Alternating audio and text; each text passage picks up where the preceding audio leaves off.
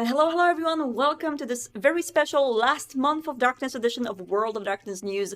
Today we're going to focus solely on talking about Werewolf the Apocalypse 5th edition with Justin Achilli, creative lead of World of Darkness Brand Team and the creative leader of the direction where World of Darkness is going, including Werewolf 5th edition. But who better to tell you about all of this than Justin himself? Let me see if he's awaiting me right now and if we can start our interview. Hello, Justin. Hello, how are you? Hello, I am just fine. Everyone can see you right now, and your beautiful T-shirt as well. I hope I don't have any food in my teeth. I checked a couple minutes ago. You mean would you actually? Yeah, that is a very good first question because usually when I talk about food or drinking, everyone blames me in the chat for pretending to be human. If you were in a world of darkness, would you rather be a vampire or a werewolf? I just want to be immortal. I tell you what, can I opt out? Like, I don't want all the downside. It's complicated enough being a person. I don't want to have to drink blood or fight for Gaia or, oh, I get you, but yeah, maybe a hunter then. No, it's actually even a worse deal. Got it. All right. yes. That's not an improvement at all.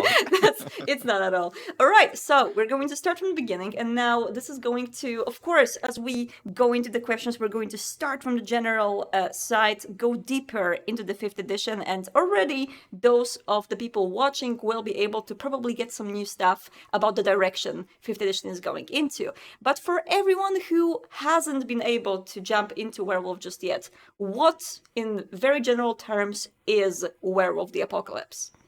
So in Werewolf the Apocalypse, you play a guru, a werewolf, and the idea for the World of Darkness werewolves that differentiates them from just every other werewolf is the guru have a spiritual side. So of course you are a werewolf, you're a creature of rage, you turn into this monstrous form, you tear things up, but also you have kind of this animistic perspective on the world.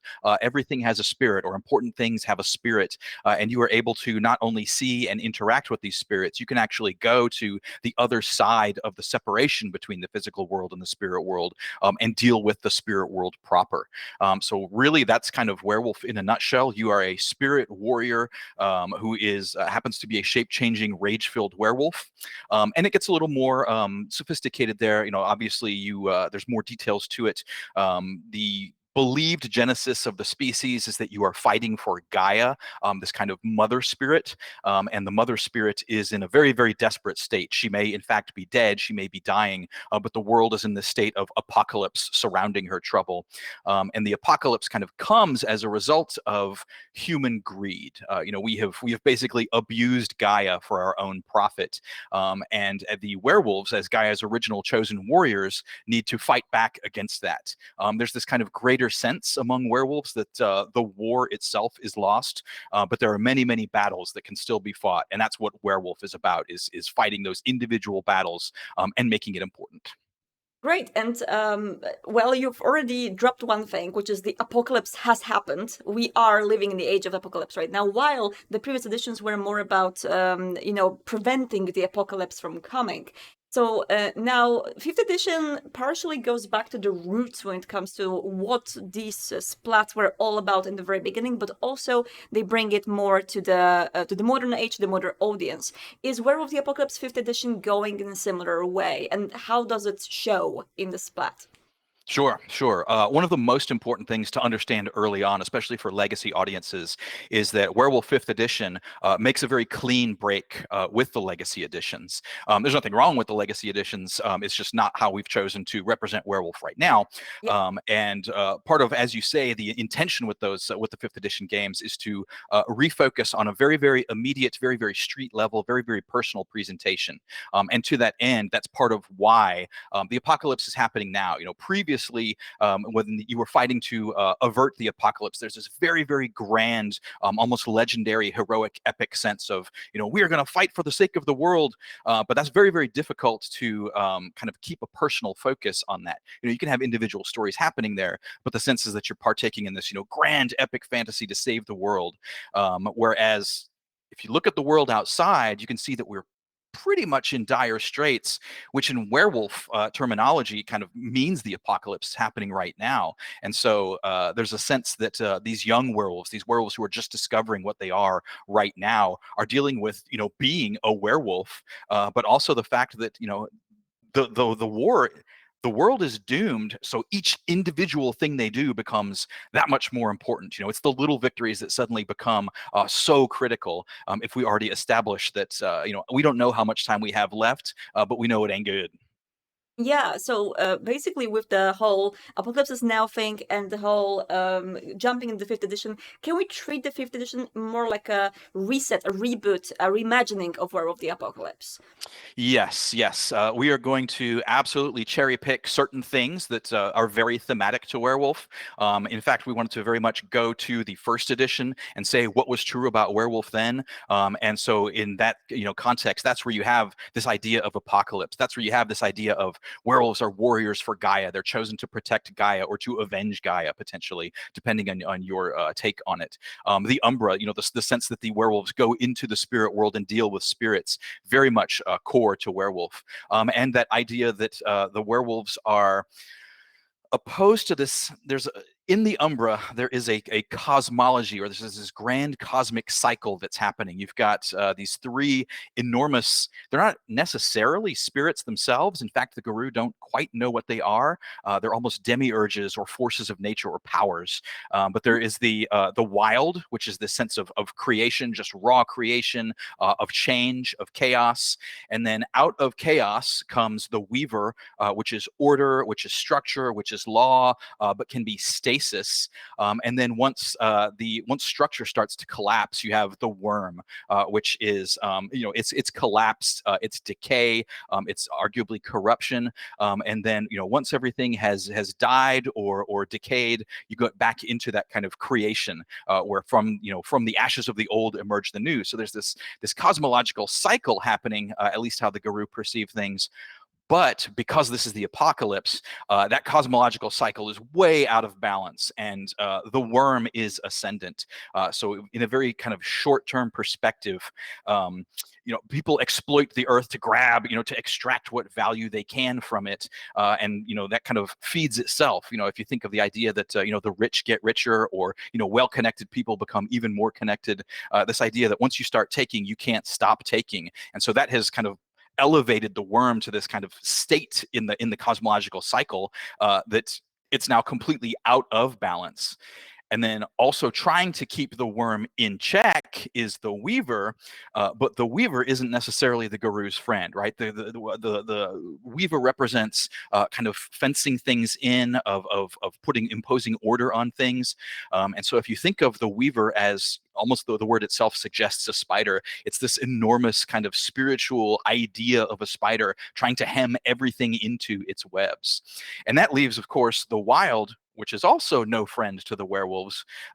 It's just this force of raw creation. And the wild, these other two forces are basically overclocked, right? They're supercharged, they're running, and they're kind of crushing out the wild. There is a finite amount of resources in the world. There isn't going to be infinite wild generation of them. And so as these other two forces kind of crush out the wild, here are the werewolves acting on behalf of Gaia, acting on behalf of the world. And all of these three forces risk Gaia. But right now, the big two threats are, primarily the worm, who the werewolves were originally designed to fight, but also the Weaver, who wants to hem everything in, who wants to establish a status quo, who wants law for the sake of law as opposed to just law. So this is kind of that grand cosmos happening, and then you're the werewolf among all of this, coming to terms with being a werewolf. How do you deal with this? Very fascinating. The cosmology of Werewolf always was a big part of it, but I wonder, how does it exactly play in the game? We used to have like alignment detection in the Werewolf, and we used to have there was like a more of a direct way of like sensing, let's say, the wild in the wild, basically. How does it work right now? Yeah, that's an excellent question, and that's one of Mm-hmm. the ways that we are establishing that clean break.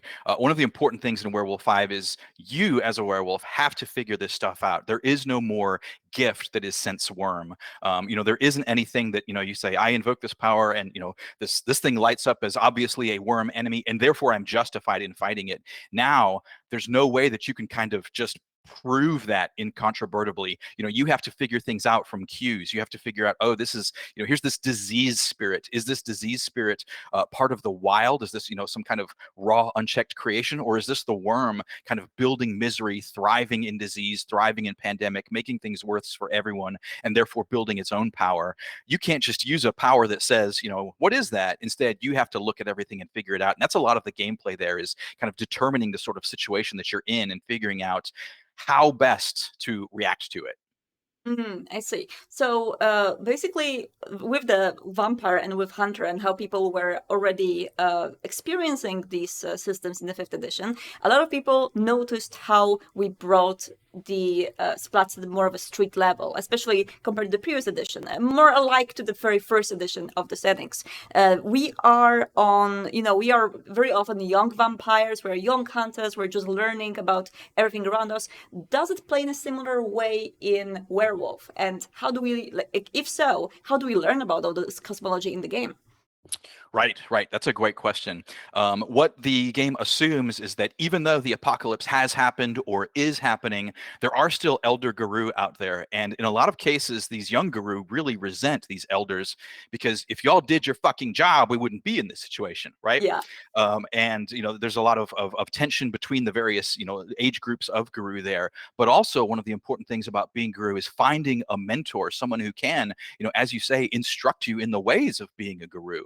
If you don't know that what being Guru means, you might, kind of quote unquote, just be a werewolf. You might never discover your spiritual side. You might just become, this raging monstrosity that needs to be put down. But you need Guru culture. You need someone there to kind of help you understand what your legacy is and how you need to do things about it. They help you find your tribe potentially. They can instruct you on the ways to interact with spirits. They can, obviously, you're not going to just ta-da, I understand the Weaver and Wild and Worm right now. Someone needs to kind of instruct you in this. But also, that's one of the risks of werewolf society, is because it is a kind of warrior culture, and it is a might makes right culture in many cases. It's at risk always of kind of leaning into this authoritarianism where, these old werewolves are like, you have to do it our way, or, oh yeah, we did it and it was great and we won and now we're just finishing out the grand cosmic cycle, or those sorts of things. So part of you being a new werewolf is finding someone who can help you become the werewolf you're supposed to be, build your renown, kind of build your legend in being a werewolf, and not just become this mindless monster. Obviously the vampire analog is, whites for vampire. Once you lose all humanity, you're just a beast, right? And that's potentially a risk for werewolves as well. You can be just completely driven by rage, or you can give up, right? You can learn just enough to think, oh shit, we're doomed, and sink into this kind of, it's a state called Hirano, where, just nothing is worth doing anymore. The apocalypse is done. It's happened. We can't fix it. All of these risks are there for a werewolf. And, for them to build their legend, they need to surpass these risks.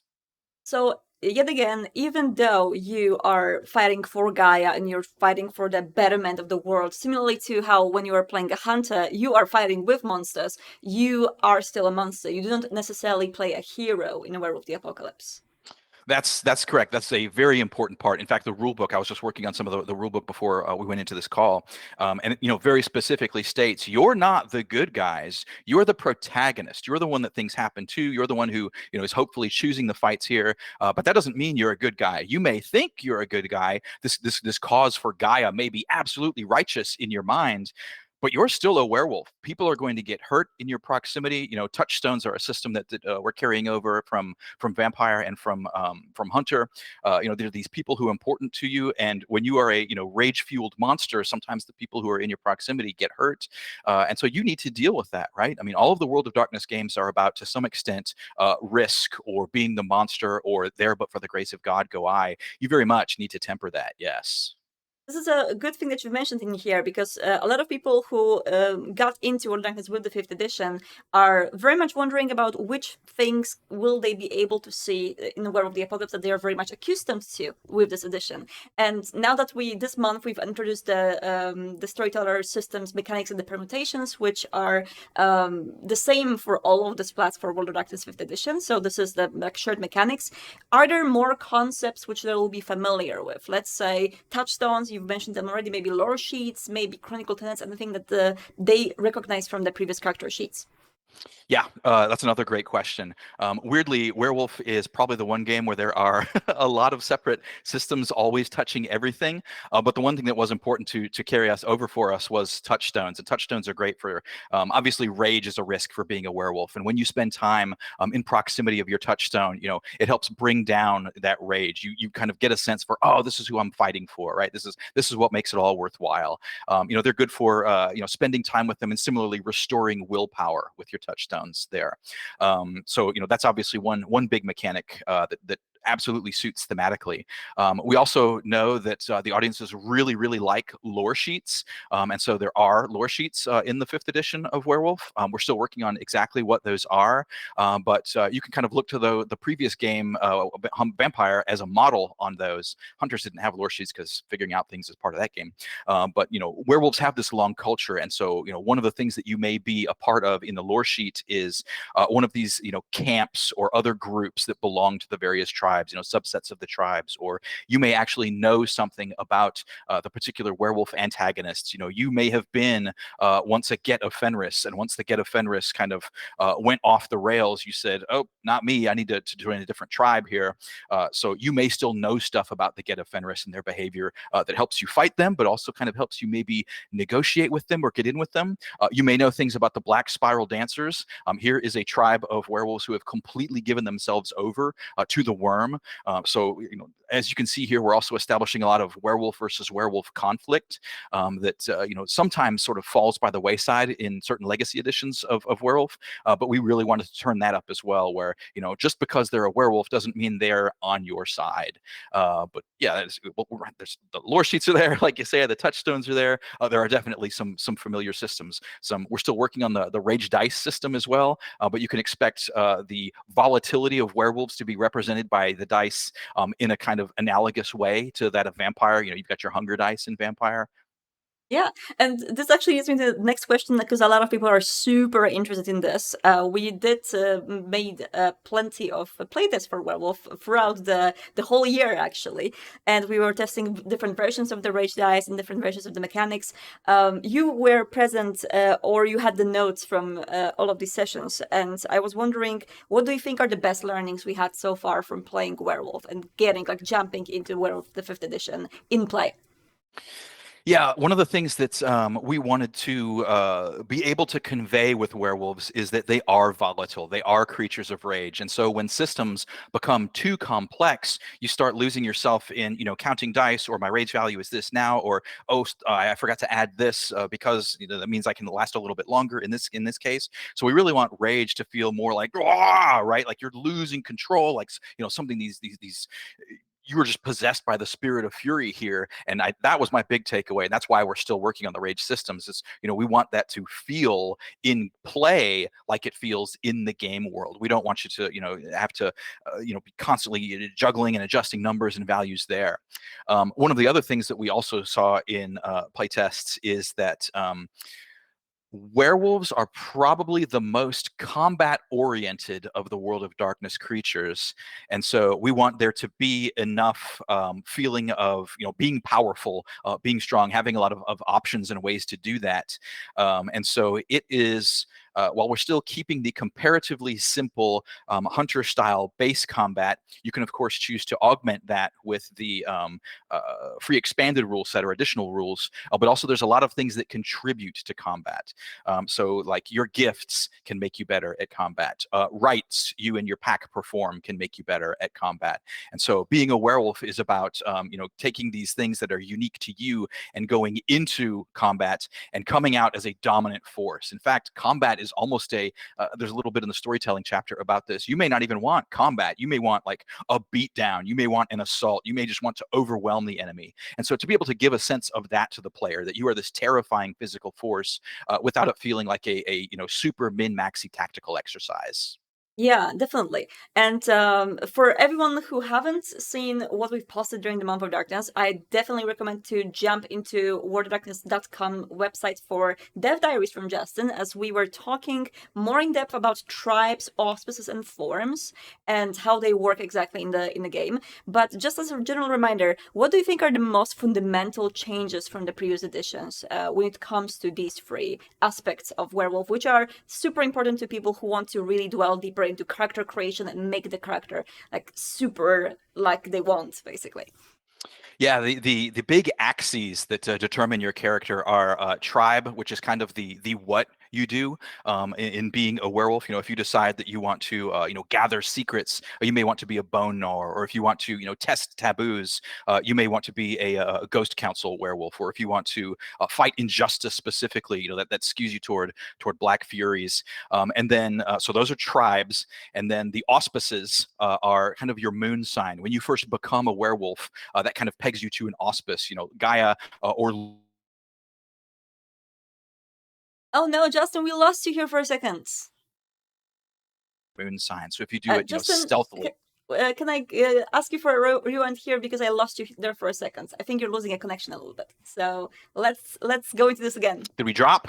Yeah, we dropped for a bit, but we're back. It's good. Okay. Auspice, your moon sign, how you do things. One thing that is not in this edition is your breed, right? We don't care if you are born to humans or born to wolves. You can kind of choose that. But largely what you're doing here as a werewolf is you're building your renown. This is your relationship with spirits. This is your relationship with other werewolves. Everything you do kind of points back to becoming that best werewolf possible. Perfect. And when it comes to the character creation, like I would love to know if you can, of course, share a little bit more, because a lot of people are asking this. How does one actually become a werewolf? Because we know how vampires happen, how hunters happen, but how does a werewolf happen?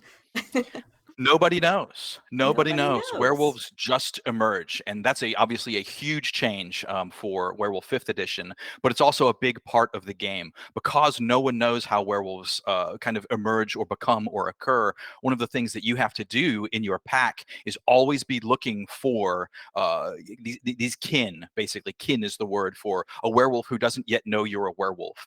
So there are certain special abilities you can use to do that, or you can use kind of these more fundamental, looking for other cues. This person obviously has anger issues. Maybe they're a werewolf. So one of the things that you're always on the lookout for is more werewolves, because you obviously need them to fight back against the end of the world. You don't know how they're made, so you have to find them and treasure them once you do find them. And that, of course, steers kind of back into that. Even the old werewolves are important because they're the ones in instructing you on how to be a werewolf. Because this culture that's being passed on to you needs to come from other knowledgeable werewolves who are doing what they're doing for Gaia.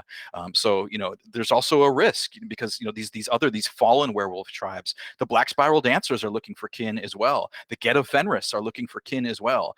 Even people, your pack is doing one thing. You may have a rival pack of other Gaia-aligned Guru, but they may want that kin, and you want them as well. What are you going to do? Are you going to fight over them? What if the kin gets killed in the middle of it? What if the kin says, "Oh God, this is awful. I don't want any part of this"? And then, of course, you get kin who never find their werewolf mentor and just become these mindless werewolves who eventually need to be put down. Or there's even an antagonist who, in the antagonist chapter, who somehow figured out how to get into the Umbra, but then couldn't get back, and their physical self starved. So all that remains is this kind of spirit of this ravenous werewolf who never knew its tribe or its people.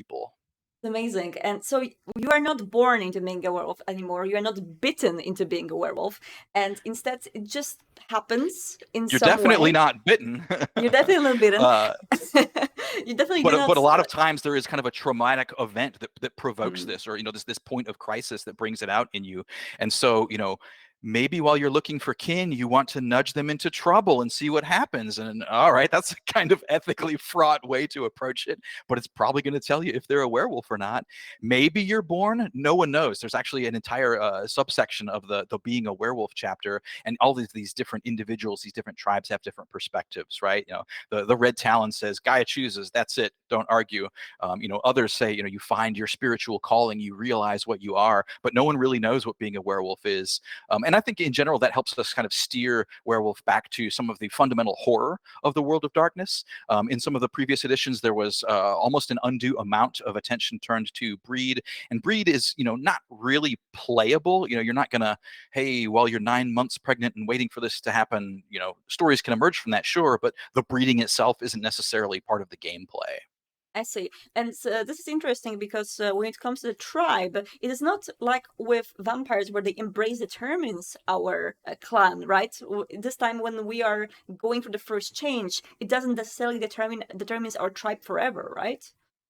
Right. In fact, this is another one of those things that werewolves have an imperfect understanding of. You may kind of be predetermined for a tribe. You may feel this calling even before you know you're a werewolf. You may be, fiercely devoted to fighting injustice, but you don't yet know you're a werewolf and therefore a Black Fury.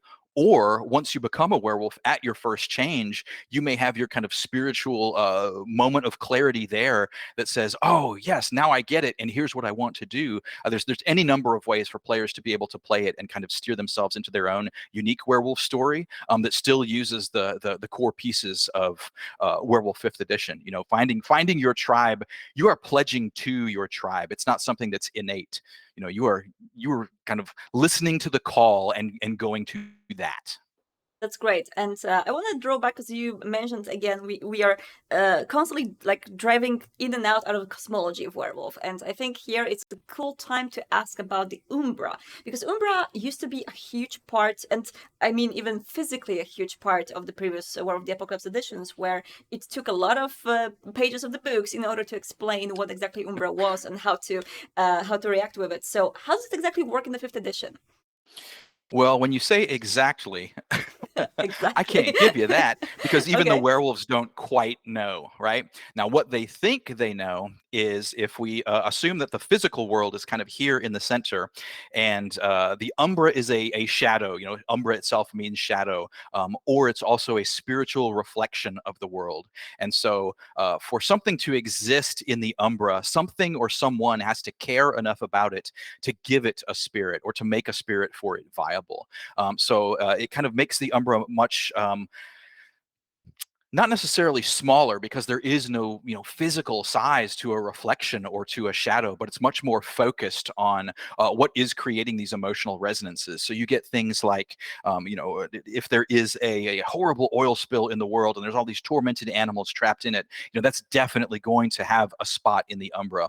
But what's interesting too about the Umbra is that it is not physical geography. So even when we say things like big, this can occupy a large amount of space, but because it's spiritual, it may be thought, it may be emotional. So I might not necessarily walk from this mountain, that's been important to whatever culture for however long, down to the oil spill. There may not even be a path that you traverse to get there. You may have to think about it, or you may have to find a different point of ingress to the Umbra. So specifically, from a gameplay perspective here, what we wanted to do, and from a narrative perspective, is we wanted to make the Umbra not necessarily hostile to werewolves, but much more unpredictable to them, and yet still critically important to them. If something big is happening in the world, if this pharmaceuticals companies is poisoning people for profit, there's probably going to be a spiritual reflection of that in the Umbra. So that's something that you now can take on both physically or from a spiritual perspective because you have those tools available to you as a werewolf. But this is also like a tremendous storyteller tool.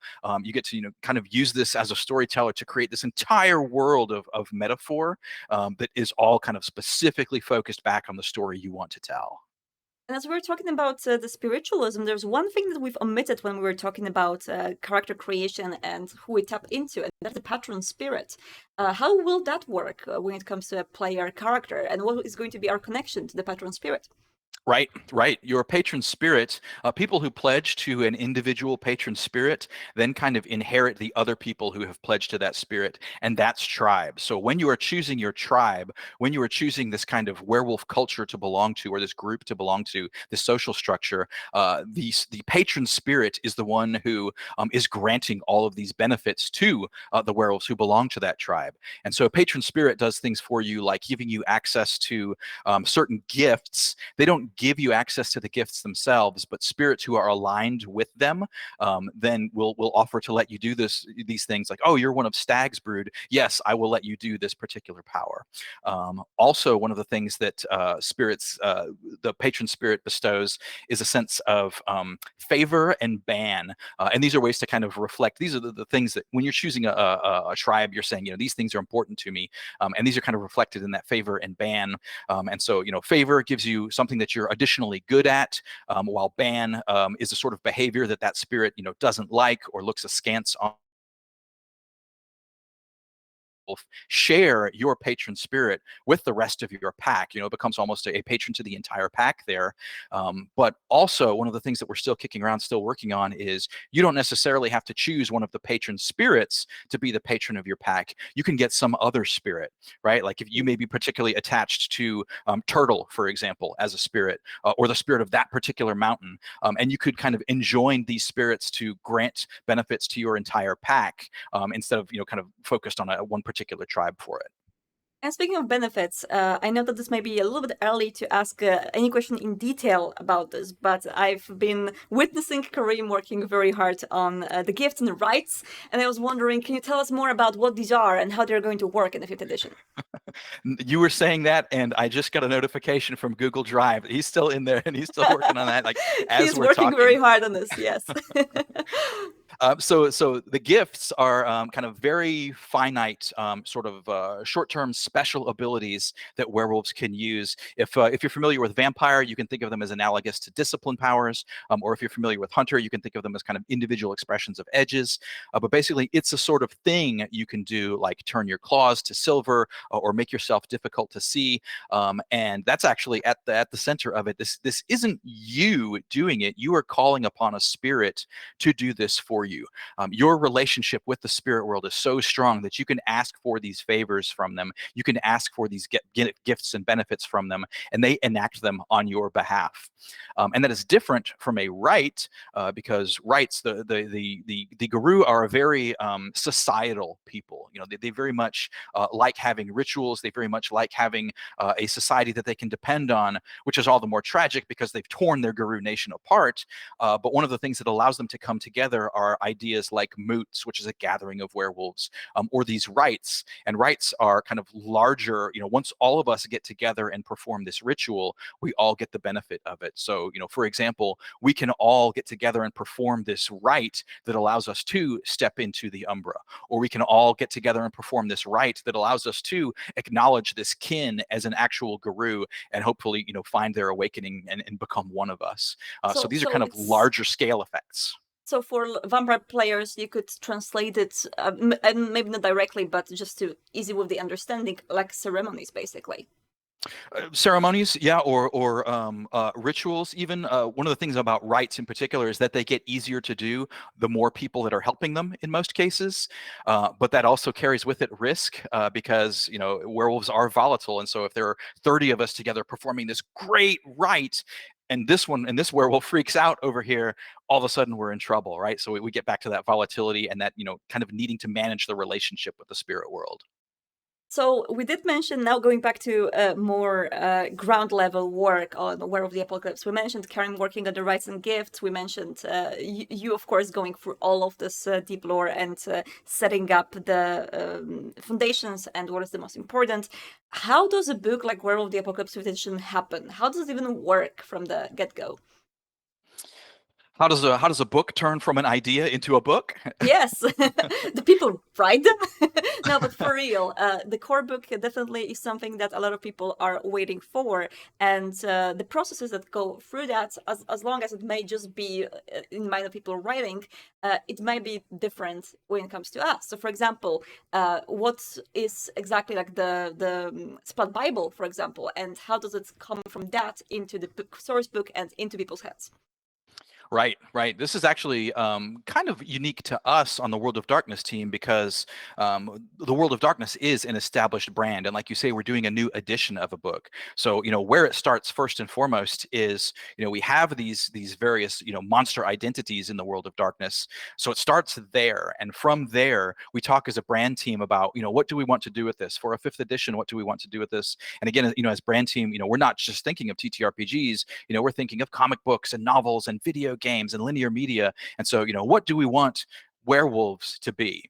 And so, we get together and think conceptually about that. We have some. You've been in on the the sticky sessions where everybody writes down ideas and we kind of organize them by we want this. This would be Yes. difficult to do. This is not related to the brand but might fit somewhere else. And then from that we build an outline, like you say, the Bible.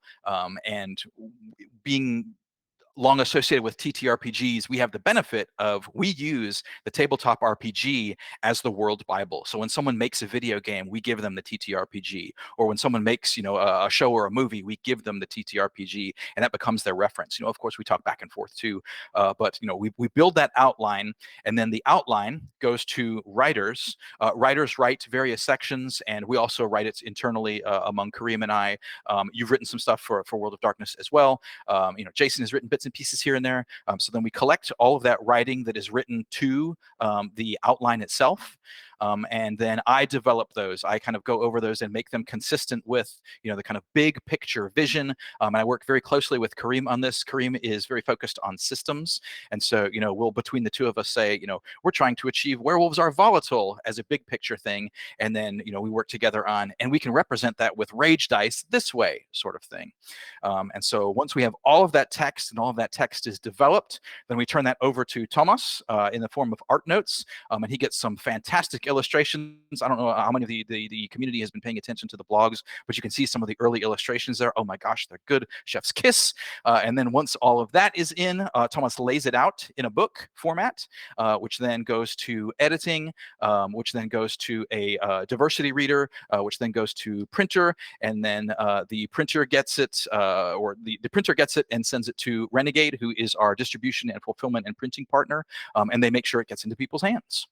Amazing. And what is your approach as the creative leader of, especially like working on the core books and as the base, as the Bible, as you said, that we give to everyone else to work with?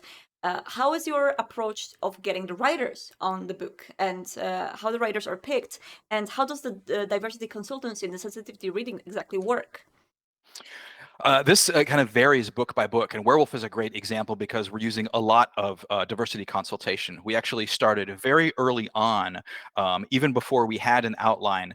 We talked to a few consultants who were very attached to or who are attached to the Native American community. There were some legacy things in there that we kind of wanted to make breaks from. We wanted to consult with them to make sure we were doing it correctly, and even things that don't specifically touch those identities, but greater senses. Like one of the words that you won't see in Werewolf 5th edition is the word savage, right? It has a lot of negative connotation. It has a lot of, it kind of, it's very accusatory, or it kind of creates these romanticized primitivisms, and we just didn't want to do it.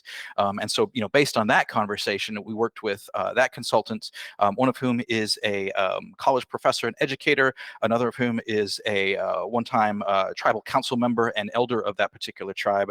And so we got them with them a bigger sense of where could we take this. And then once we've got the outline from that, once we have their original ideas on how to help us navigate, we worked with another consultant. This was Leona Maple Consulting and her group. We asked her to look over the outline, and so we've presented, here's how we want to make the book laid out, here's the content we want for the book, and we got some feedback on there, and they approached it in a more general but intersectional sense. And now once we have all of the book text finished, which it's not, it will go to editing, and then it will go to a diversity reader who will read the entire contents of the book and give us a kind of spot, line by line, almost like a line edit. This will, be a line treatment of, did you really mean to say this? Or, this could be phrased this way, or, this sounds, at no point is the diversity reader saying, you can't do this. They are, calling to our attention. Did you want to say this way? Is this the idea you want to convey? And that's a kind of, always ongoing process. So that's how we work with diversity readers and consultants. When it comes to writers, there is a wide variety of ways we come into writers. There is a group of writers that separately Renegade is cultivating because they are a publishing partner and they work a lot on the supplements, whereas we at Paradox do the core books. But we also, work with a lot of freelancers on terms of, their personal recommendations. I've had a number of great recommendations from our friend Ajit George, who you might recall from Journeys Through the Radiant Citadel for D&D. He has recommended an amazing number of writers to us that give us the, kind of their unique perspective on things, because that's really what we want. Is we want these books to convey a world of darkness as opposed to one narrow perspective on it.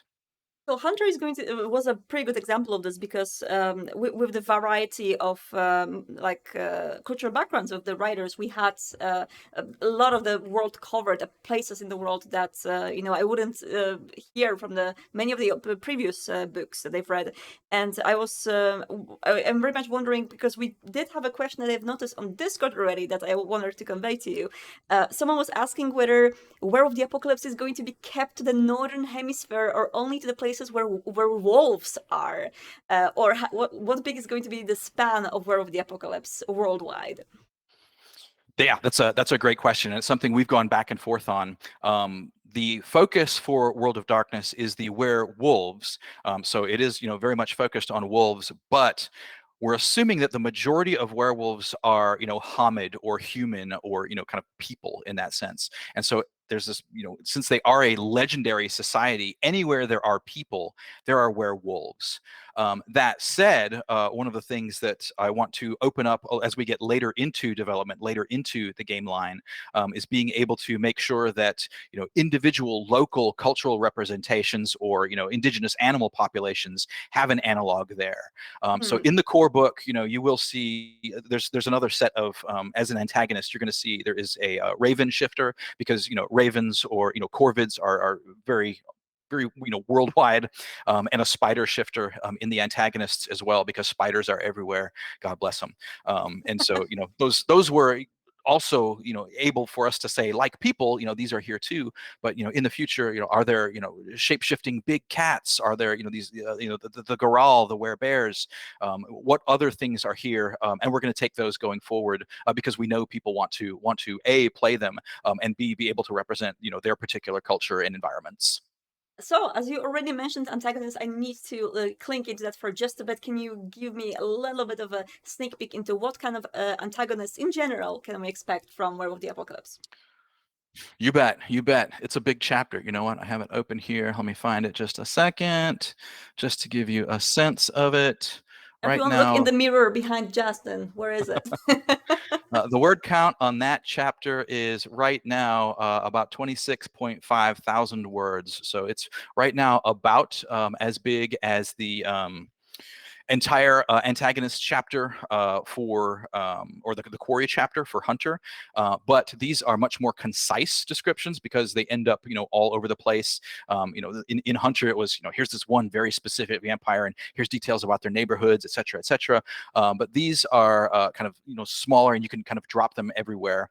There are a lot of spirits, right? There's a lot of spirit antagonists, and these spirits, we have them broken up by worm spirits, weaver spirits, wild spirits, Gaia spirits. You may find yourself at odds with another pack's kind of pet spirit, etc., or someone who's aligned with someone else.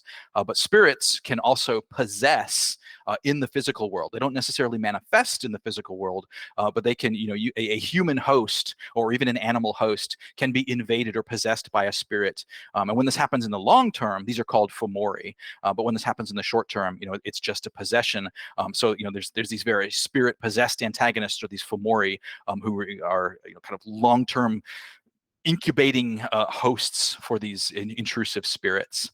You will also see other werewolves in the antagonist chapter. The Black Spiral Dancers, those worm-aligned werewolves, are in there. You'll see the Geta Fenris in there. Geta Fenris used to be part of the Guru Nation along with the 11 playable tribes, but they kind of did their own thing. They were so infuriated. They were so driven. Ultimately, they represent the state of Hoglosk. This, I've got to do something now, and if you're not with me, you're against me. And they basically charged off the cliff of Hoglosk, and now they are fighting the worm where they see it, and they see it everywhere. And if you don't see it too, you're obviously part of them. So they obviously very much represent this. Okay, you're way too far gone with this perspective. There is another group of werewolves called the Stargazers who appear. They're in the antagonist chapter, but they're not necessarily antagonists. They may be a more enigmatic ally. They also were once part of the Guru Nation, but they saw this Guru Nation kind of fighting itself and not dealing properly with the apocalypse. So they said, you know what? We're not part of this anymore. We're going to find allies elsewhere. And so that may be one of the ways for these, other shapeshifters to come into contact, or they may be doing their own thing. Right now, we present them very mysteriously as a kind of enigmatic, maybe ally, maybe enemy. But you can kind of make that call. They obviously have a lot in common with you, but big differences. And then, of course, you get the stuff that you're going to frequently see elsewhere in the world of darkness. There's some vampires in there. You've got mage enemies. You've got some changelings. You've got ghosts, and then you have obviously there are very mortal antagonists too. Since werewolves are fighting on behalf of Gaia against environmental exploitation, you're going to be in conflict with police or soldiers or PMCs, these kind of agents of exploiters or agents of state violence. There, you're going to have occasionally deal with criminals, or you may face come into contact with someone's priest, or you may have been a priest, right? So there's the antagonist chapter is very, very broad, gives you a lot of tools to work with. So we do have a lot of questions about one more thing that I would like to ask about when it comes to antagonists before we venture into the Discord Q&A, where people will be able to ask more detailed questions. But what is the positioning of vampires in the world of Werewolf the Apocalypse? As obviously this all the world of darkness, they all coexist together. But are vampires necessarily of the worm still, or are they necessarily only antagonists? How does it work?